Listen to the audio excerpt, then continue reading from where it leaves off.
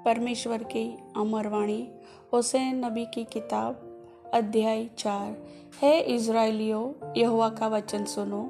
इस देश के निवासियों के साथ यहोवा का मुकदमा है। इस देश में न तो कुछ सच्चाई है, न कुछ करुणा और न कुछ परमेश्वर का ज्ञान ही है। यहाँ श्राप देने, झूठ बोलने, वध करने, चुराने और व्यभिचार करने को कुछ नहीं होता।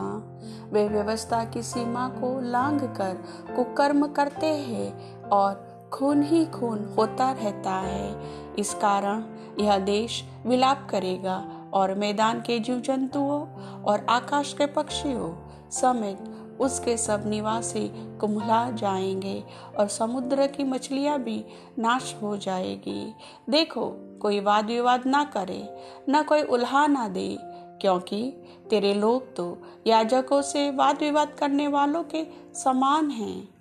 तो दिन दोपहरी ठोकर खाएगा और रात को भविष्यवक्ता भी तेरे साथ ठोकर खाएगा, और मैं तेरी माता का नाश करूंगा। मेरे ज्ञान के न होने से मेरी प्रजा नाश हो गई।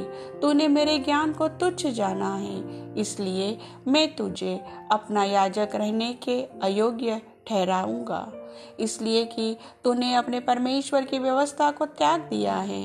मैं भी तेरे बाल बच्चों को छोड़ दूंगा। जैसे वे बढ़ते गए वैसे ही वे मेरे विरुद्ध पाप करते गए।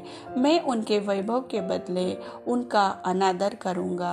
वे मेरी प्रजा के पाप बलियों को खाते हैं और प्रजा के पापी होने की लालसा करते हैं। इसलिए जो प्रजा की दशा होगी वही याजक की भी होगी। मैं उनके चाल चलन का दंड दूंगा और उनके कामों के अनुकूल उन्हें बदला दूंगा। वे खाएंगे तो सही, परंतु तृप्त न होंगे, और वेश्यागमन तो करेंगे परंतु न बढ़ेंगे, क्योंकि उन्होंने यहोवा की ओर मन लगाना छोड़ दिया है।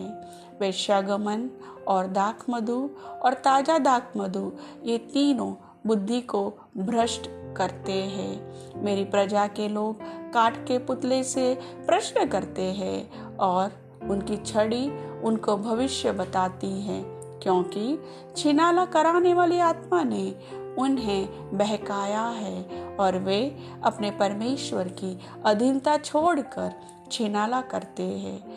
बांझ, चिनार और छोटे बांझ वृक्षों की छाया अच्छी होती है, इसलिए वे उनके नीचे और पहाड़ों की चोटियों पर यज्ञ करते और टीलों पर धूप जलाते हैं। इस कारण तुम्हारी बेटियां छिनाल और तुम्हारी बहुएं व्यभिचारिणी हो गई है।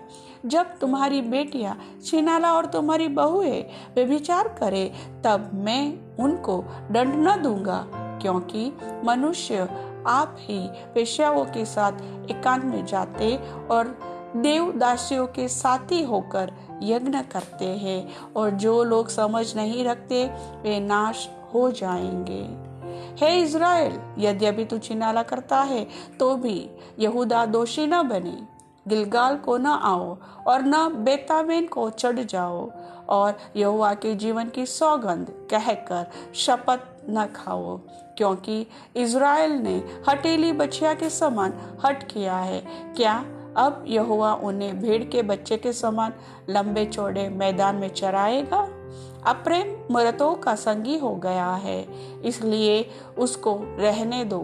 वे जब दाख मधु पी चुकते हैं तब वेश्यागमन करने में लग जाते हैं। उनके प्रधान लोग निरादर होने से अधिक प्रीति रखते हैं। आंधी उनको अपने पंखों में बांधकर उड़ा ले जाएगी, और उनके बलिदानों के कारण उनकी आशा टूट जाएगी। प्रभु वचन के सुनने वाले सभी भाई बहनों को वचन का आशीष दे। आमीन।